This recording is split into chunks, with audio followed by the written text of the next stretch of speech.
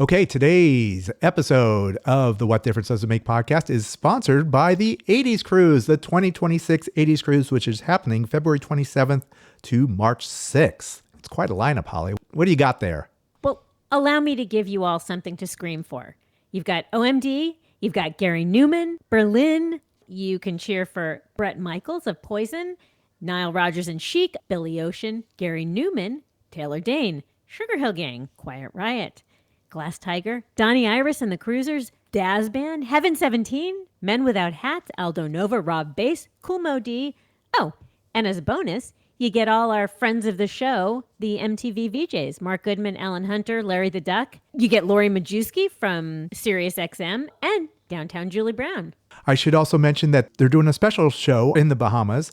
Nile Rodgers and Chic, Billy Ocean, Donnie Iris and the Cruisers will be playing this special off the boat show. So it's going to be quite an event. Go to the80scruise.com, and when you're checking out, make sure to use WDDIM as your code, and you will receive your $250 onboard credit.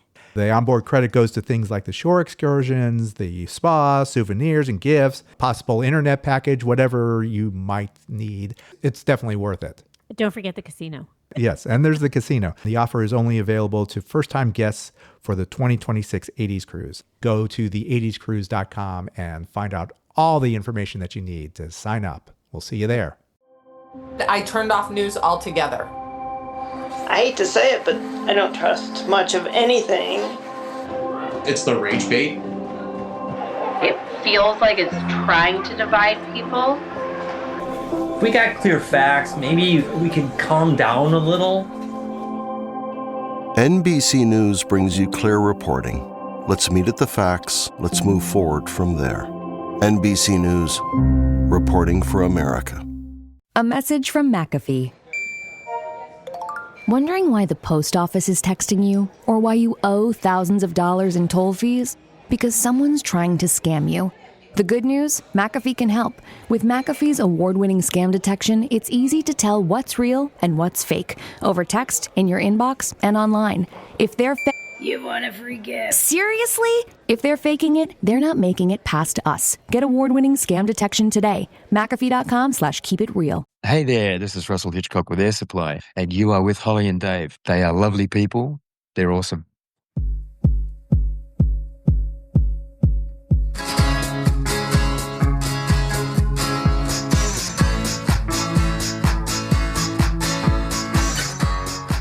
Hello, Holly. Hello, Dave. What is going on today on the What Difference Does It Make podcast? Here I am, Dave. The one that you love? The one that you love. The one that you love, my podcast partner in crime. Do you know what I'm going to ask? How are you, Dave? I'm good. We're talking to one half of Air Supply, Russell Hitchcock. Russell Hitchcock is the singer of the songs from the Air Supply. You like the Air Supply? We can't live without the Air Supply, right? Well, we like the Air Supply, but we love the Air Supply. We can't live without the Air Supply, and Air Supply supplies the love. The oxygen. The oxygen. Love is like oxygen. Love is like oxygen, indeed. Yeah, too much and you get too high. Not enough and you're going to die. So we're not talking sweet. We're talking Air Supply. You're talking Air Supply. Yeah. This is exciting. Would you consider yourself an airhead? Did you ever listen to the love songs on the coast? Yeah.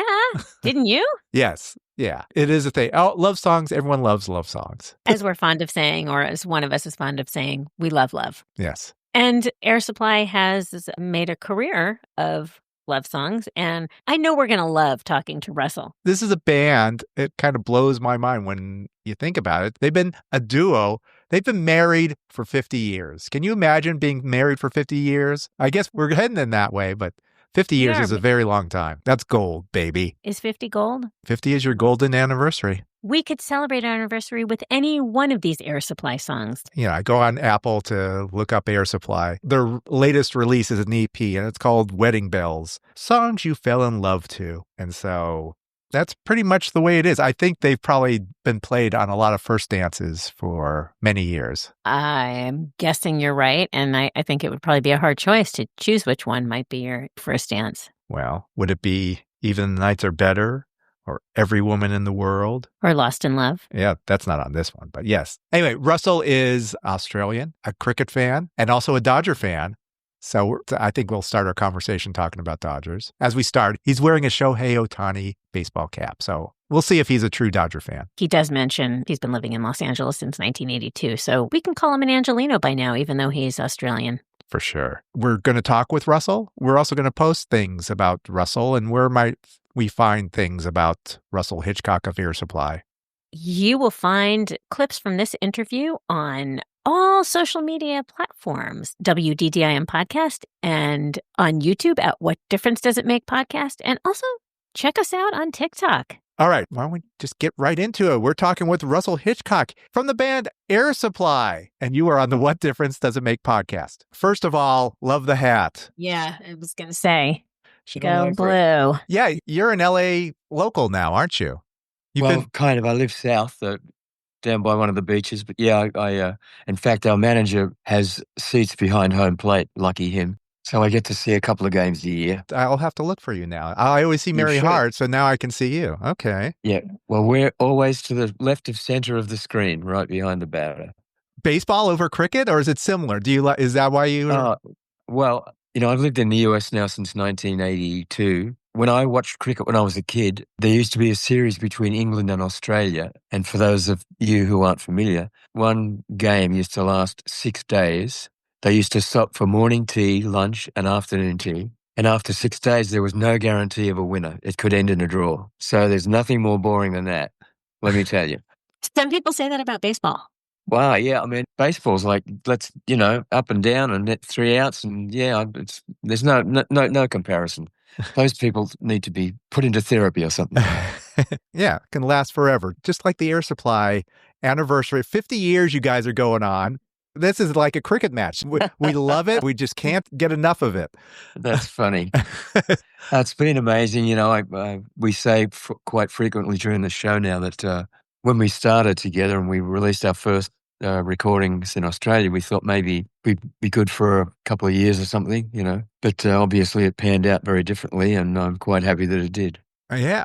Well, okay, so I went down a little bit of a rabbit hole because 50 years. So I go straight to the beginning. And so that's an interesting album. That first one. First of all, you're holding this orb. What's going on with this album cover? I held this silver orb, and in the orb you can see the reflection of like nature. And the back of the album cover is the nature. I don't know what the meaning was. They just said, hold this, and I did. And that was what. I didn't ask questions then. I didn't know what I was doing. Yeah. Lucky to be making an album cover, right, at the time. You know what? Absolutely right. We took some songs that we'd recorded with the Superstar Orchestra in one of the theatres.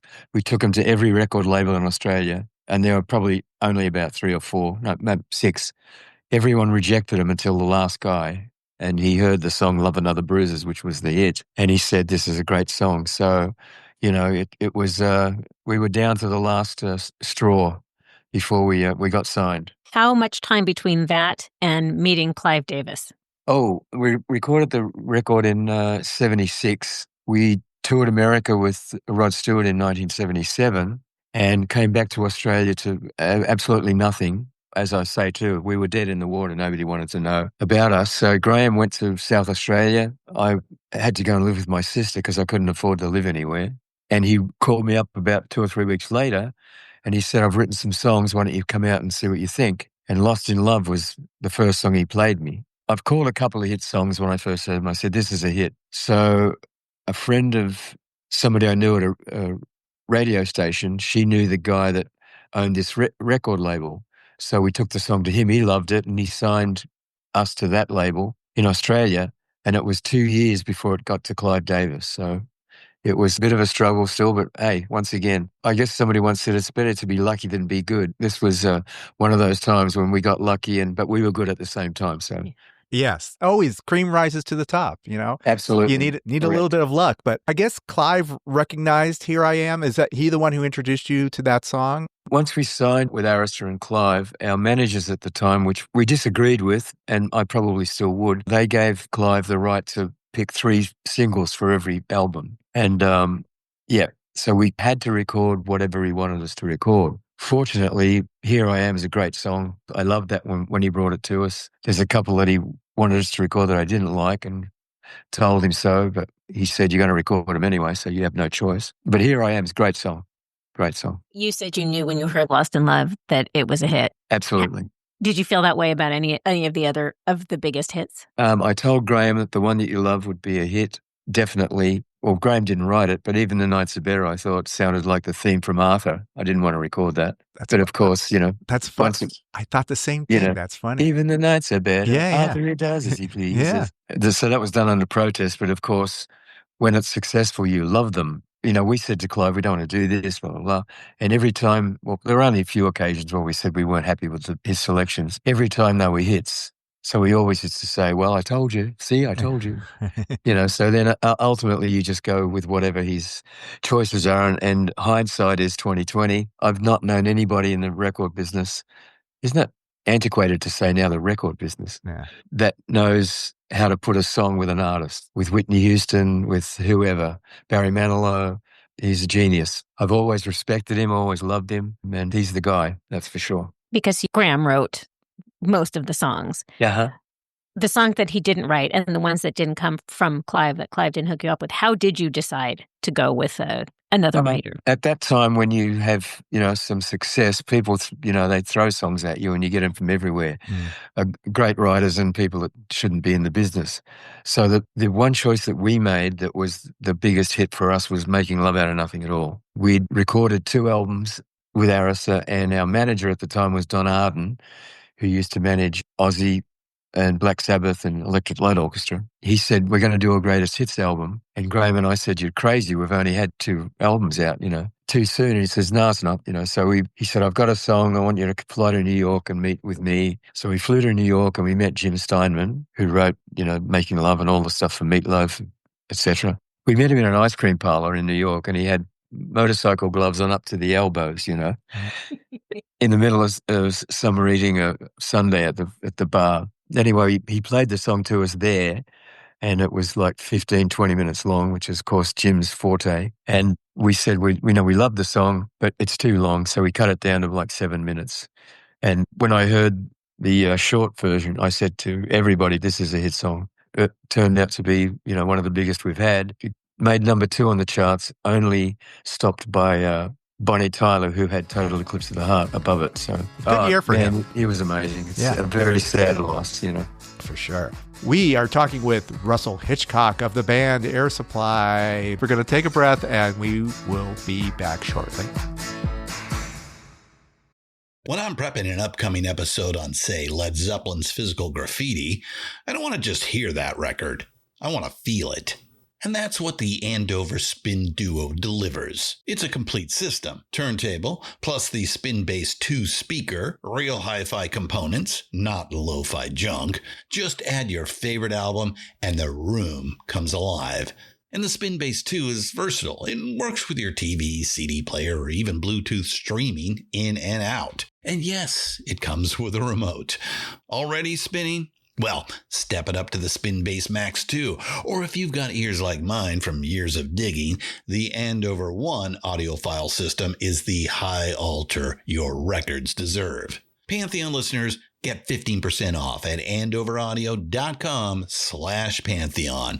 That's andoveraudio.com/Pantheon. So whether it's Zeppelin, Joni, or Coltrane, your records deserve better. ¿Hablas español? Sprichst du Deutsch? Kann du Norsk? If you used Babbel, you would. Babbel's conversation-based techniques teaches you useful words and phrases to get you speaking quickly about the things you actually talk about in the real world, with lessons handcrafted by over 200 language experts and voiced by real native speakers. Babbel is like having a private tutor in your pocket. Start speaking with Babbel today. Get up to 55% off your Babbel subscription right now at babbel.com/Spotify. Spelled BABBEL.com/Spotify. Rules and restrictions may apply. This episode is brought to you by Netflix.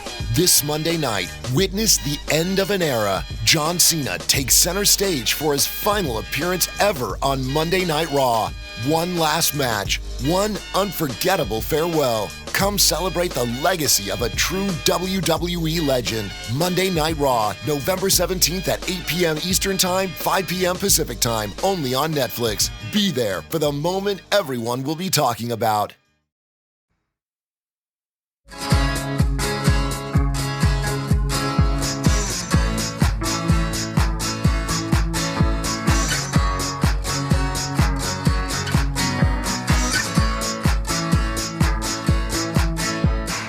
We're back on the What Difference Does It Make podcast with our guest, Russell Hitchcock of Air Supply.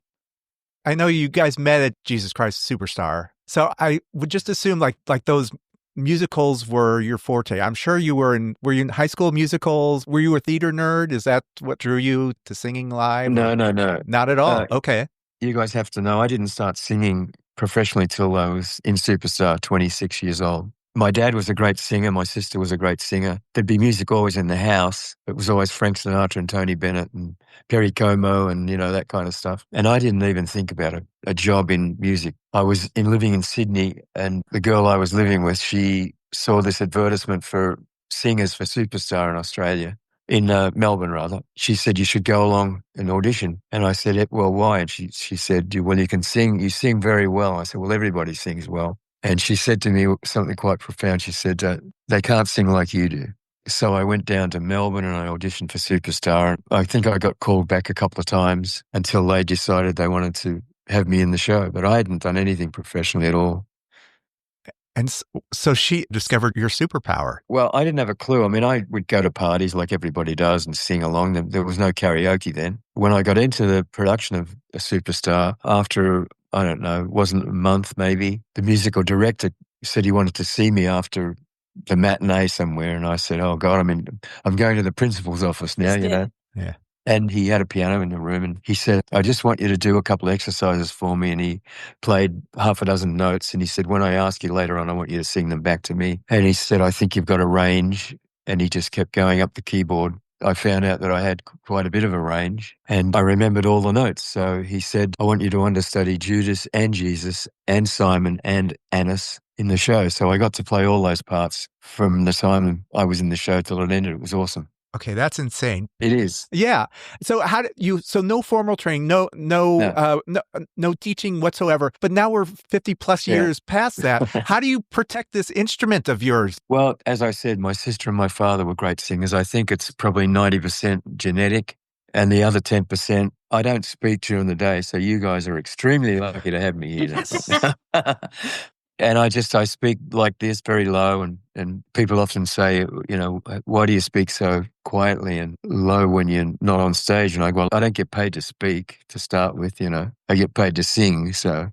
And common sense now, I try to be healthier than I have been before. I gave up alcohol 5 years ago, which was a big plus for me. Never smoked anything, no cigarettes, no pot, nothing. And I feel good. I'm 76 years old, but I feel like I'm 20-something. But 15 intellectually, though, Yeah.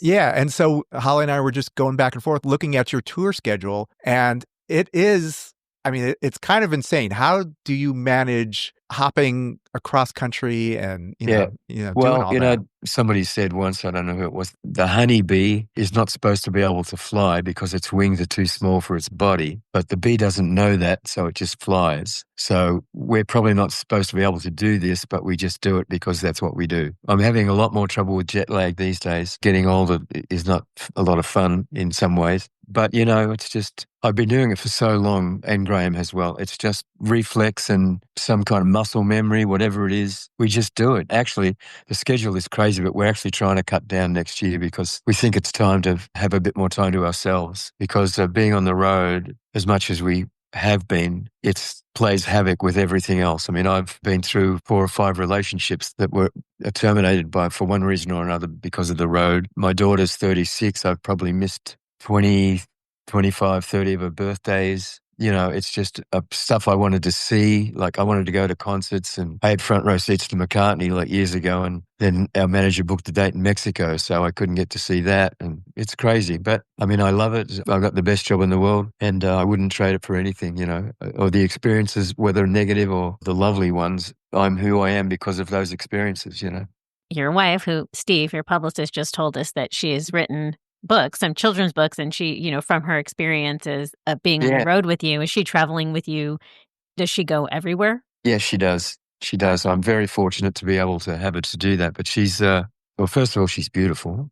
And we have a VIP thing before the show where you can pay extra and come to sound check and have photos and stuff taken. She's in charge of that now. She's like fan relations goddess now. And she's written 6 books. Actually, 2 of them have published. The Adventures of Baby Brown Bear in Australia and the Philippines. And we were given this little stuffed teddy bear from one of the hotels, and we really liked it. It had a little T-shirt on it, so she wrote Air Supply on a T-shirt for this little bear. And he just said, wouldn't it be great to, have the world seen through the eyes of, we call him Baby Brown Bear. And it's been incredible, In the books, he goes to the hotel with us and he somehow sneaks out everywhere and gets into some mischief and has to get rescued and comes back. But before he goes to bed every night, he says, best day ever. And I tend to agree, no matter what happens, you get home, you get into bed, you're with your loved one or not, or your dog or your bear. It's the best day you ever had because you're there and you're safe, at the end of the day.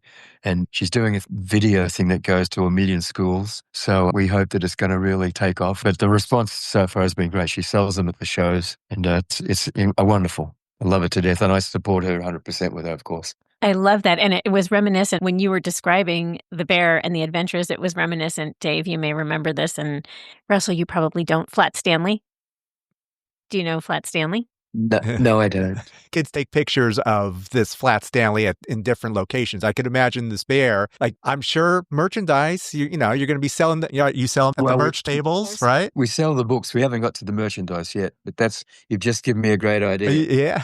Bears with the t-shirts. Oh, yeah. Oh, my gosh. Oh, yeah. I think I'm on it. Yeah, I mean, bands have mascots. I think we get the bear, like you got Eddie for Iron Maiden and, you got the Grateful Dead bear. We're going to I see this bear on stage and do it. Well, I'm going to pinch that from you guys. Thank you. All right. Dave. Very nice. You're going to have to hire us to manage your merch table. Oh, yeah. Yeah, we'll work that out. You've been doing this for such a long time. The great thing is now you're getting some accolades. You're getting the Hollywood Walk of Fame. You're going to be on there. When is this happening? Yeah. Well, we don't know. We found out. I was on vacation. It was Graham's 75th birthday in June, and we went to Jamaica with him and his family. He has relatives that live in Jamaica to celebrate his birthday, and it was just a surprise. Our manager was online like we are now and said, got something good news, and he told us. We gave them available dates, and we're waiting to hear back from them. Obviously, it won't be till next year now, but very, very exciting, and, it's one of those things. We never thought we'd get to play at Carnegie Hall, which we did earlier this year, and, you think, wouldn't that be great to play at Carnegie Hall? Wouldn't it be great to have a star on the Hollywood Walk of Fame or be in the Rock and Roll Hall of Fame? Those things are happening. The Rock and Roll Hall of Fame will never happen. That's not going to happen. But it's incredible. And I think in the last 5 years, the support from the media has giving us some credit now for being not only sticking around for so long, but being a quality act that has produced some great music. So it's all good. And we have the biopic. Did you hear about that? Please tell us more about it because we want to know. Yeah, that starts production in Los Angeles in December and then in Australia in January, I believe. And I don't know the guy that's playing Graham. The guy that's playing me is named Finn Cole. Okay. He was Michael Gray in Peaky Blinders. I saw a movie called The Last Breath with Woody Harrelson. Great movie. And he also did one which and I didn't know this before I spoke to him. I think it's called Dreamland. We had a couple of hour conversation last week about the movie and his getting a bit of information about me. And it's very exciting because, when we made our first record, I got a copy of it. It was a single for those folks out there who don't know. A single it's a little bit of round plastic with a hole in the middle of it. And I said to Graham, this is forever. We're gone. Mm-hmm. This is forever. And I feel the same way about the biopic. Once it's done and it's out, it's something that my daughter's grandchildren's grandchildren can watch if they want to and get a slice of my life and Graham's as well. Very exciting. They're going to think you're really good looking too. I mean, you're a good looking man, but with Finn, it's like, oh my God, Grandpa was a hottie. Look at him. You need to get your prescription refilled, dude. Yeah. He'll have the afro, which is... Yes, I don't have it today. No, that's all right. No, he's got the afro. He'll have it. He has to. It's part of my trademark in those days. Yep. Sure is. And it was not a perm, folks. That was genuine, real hair. Did the whole family have Hair like you? I was really pissed because my sister got my dad's hair, which was like super thick and quite straight, but with a beautiful, just natural curl wave in it. And I got my mother's hair, which was frizzy and, hard to control. So, but it's funny, it didn't go curly till I was like 15 or 16 for some reason. Then all of a sudden it was just went boing, and it was that. And I worked in an office and I had to like try and plaster it down. And then all of a sudden I thought, screw it, And before I got into Superstar, I had an afro and that's what it was. Now it's going straight again because that's what happens to your hair when you get old, folks. It was your trademark. Like we instantly recognized this is Russell. It worked. It was a big part of my thing. And it's obviously embarrassing now to see some of those videos and interviews, but hey, you can't change history and I'm very proud of it now. You can say that about a lot of the styles, the things we wore in the 80s, yeah. We can laugh at. Yeah, well, it's funny because we are wearing what was hip in the 70s again now, flared jeans and For sure. all that stuff. I should have kept mine. Yes, my daughter calls them vintage. There you go. Yeah, no, You're right. it's Yeah, all right. vintage. Exactly. Yeah. And about the Rock Hall, I mean, Yeah. a lot of bands get after the biopics come out and the Hall of Fame, everyone starts noticing again. And, like Whitney Houston's you have the Arista muscle behind you. I think, you got Clive. I know, you're there right now. I think maybe once the movie comes out and things start reevaluating. It'll probably happen after I croak, We are in the the ARIA Rock and Roll Hall of Fame. So we got that in 2013, I think. So that's another, thing on my shelf that I'm very proud of. Yeah. You mentioned the Philippines before. I saw that there was a jukebox musical. I don't know what happened to that, so I can't be more informative. But it was very good, I know that. But the ones that there's one that's in process of being produced in England now that's going to open hopefully by the end of the year. That's called Lost in Love. Then it's a great story. We went to a couple of readings in New York and it even brought a tear to my eye. So it's an excellent project and we're looking forward to that making it to the West End in London first and hopefully Broadway. Oh, yeah. I can't imagine how it hasn't been done already. Yeah, well, Graham's written, I think, probably 10 or 12 musicals with original music.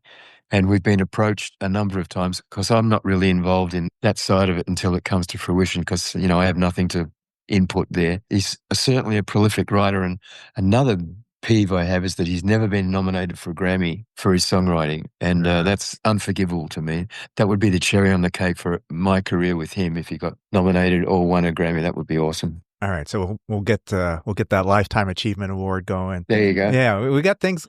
So how does the song? I mean, okay, so Graham writes all the songs, but you have to sing these songs. Do you have some input like, I can't relate to this, or or I can't reach that high? Or I mean, is there anything? No. Well, he usually plays it for me or gives me. Now he'll send me an email with it, just guitar and his voice or piano and his voice. More often than not these days, if a particular song he'll say, I wrote this for you to sing. In the old days, we would just figure out in the studio who was best for the song. When I get his songs, they have an introduction, they have a verse, they have this, they have the chorus, they have a bridge maybe, they're all perfect. You don't have to change anything. And I swear to that's the truth. I've sung songs from other people, obviously Making Love Out of Nothing at All, Here I Am, Even the Nights Are Better. I don't enjoy singing anybody's songs as much as I do his. And once again, why we've stayed so strong together is I love to work with him. It's just a joy every day to go to work and be at the theatre together. And I love his songs and never a problem. And the going up the octave at the end of the songs was the way that we went and sang up an octave at the end of the first song and had happened at the time naturally.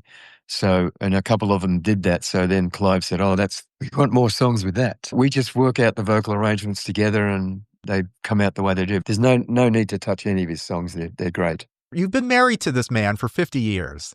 Tell me about it. Yeah. I've been married. I've been working with Graham for longer than I've been married to more than 3 or 4 wives, let me tell you. We didn't get into the business together when we were teenagers. So I think we have a great lack of ego in a lot of areas. I love him to death as a brother. We've been through hell and high water together personally and professionally. I don't write songs. He doesn't want to be the lead singer. But there's nothing to get involved with any kind of altercation about. So this is not the Oasis or the Who. This is... No, it certainly isn't that. No. I couldn't... I mean, I know bands and the guys from bands that don't speak to each other. And I just couldn't do it. I couldn't walk on stage with a guy that I couldn't stand. I couldn't do it. I wouldn't do it. We both said to each other, if one of us gets sick of it, let's call it a day. We don't need to explain. Well, we'll probably explain, but I'm ready to go for as many years as we can do it and feel good about doing it. I'm really amazed at other situations where really famous bands are touring now. They don't have one original member. That bothers me, but hey. Talk about the Airheads for me, okay? How insane is your fan base? Well, we have 3 million followers, I think, on Facebook alone. They're just dedicated. We get people travel from Europe to see one show. We get inundated with all kinds of stuff at shows, gifts and candy and cookies and all kinds of stuff. I dare to say they would probably take a bullet for us if they had to, because they're that loyal. And we do love them to death. We respect them. We have a little fun with them, and they do the same with us. It's a very incredible relationship. Plus, I'm not known an act that is more accessible for fans than we are. I think I've refused 1 or 2 photographs in my life or an autograph because the people that asked for them were rude. But stop me anywhere. I don't care. I'll take my photo with you if you want it. It's just, we have an incredible relationship with our fans. They are family, and that's, it's a cliche, but it's the truth in our respect. Yeah. The new generations discovering you or just knowing the music.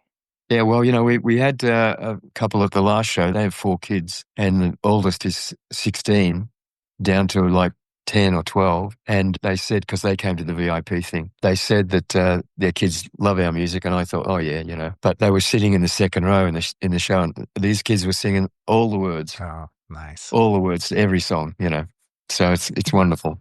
Thank you very much. Not that you want to do it again tomorrow, but anytime you want to do it in the future, I'd be more than happy to come along with you again. I'd love to hear that. Oh, thank you so much. Absolutely. All right, Holly. Usually we don't talk to pop bands that have had many hits on the actual Billboard charts. We talk to bands that are on modern rock charts. This is a traditional pop band that just writes great songs. It's exactly what you would want him to be, right? He was down to earth. He's funny. He's humble about his music, but he appreciates the success that they've had, and he recognizes it. And I think he is awesome. They've been together for 50 years. I figured out the key to success. Your partner brings you something like a song, and you say, this is perfect. I wouldn't change a thing. So you just always agree with your partner, and you'll get along just fine. That's what I learned. That goes in a marriage and a partnership, like a podcast, maybe. But yeah, I don't know. I don't know. I feel like we give suggestions, strongly worded suggestions to each other. Yeah, we do. It's appreciated. I like to know where I could be better. We stay in our lane. Basically, we stay in our own lane. And our lanes sometimes cross over. Maybe one day we'll get to 50 years. What year would it be if we started this podcast in 20? Don't make me do math. 2068. If we are still doing this podcast, 104 years old. Okay, 104, 105. Can't wait. That's going to be 103. Be fair. Such an interesting podcast. That's going to be. I'm sorry, I forgot to press record. Of course, I still do that now. Well, you don't have to be 103 to do No, that. you just need to be me to forget things. So look forward to that time. But yeah, this is a band it's a duo. I mean, even Hall & Oates broke up. Duos are tough to keep together. Wham! Yeah, and by the way, I think, do we need to start the Rock and Roll Hall of Fame campaign for these guys? With this movie coming out and Hollywood Walk of Fame, they do consider themselves a rock band. Their live show is rockin'. They say they're a rock and roll band. There is a drum solo in Air Supply shows, my friend, so that's rock and roll. All right, why don't we wrap this up now as we go already? Yes, already. We are having so much fun. A reminder about our website, which you can find us at wddimpodcast.com. You can sign up for our newsletter, and you can see past episodes there. So it's always it's a good reference. So use it as a reference. What else you got, Holly? I think we should give a little plug for our social media at WDDIM Podcast, which includes TikTok. And you should check out Russell, some clips with Russell at What Difference Does It Make podcast on YouTube. Very good. All right, wrapping this up now. So until next week, this is Dave. This is Holly. Check you later. Over and out.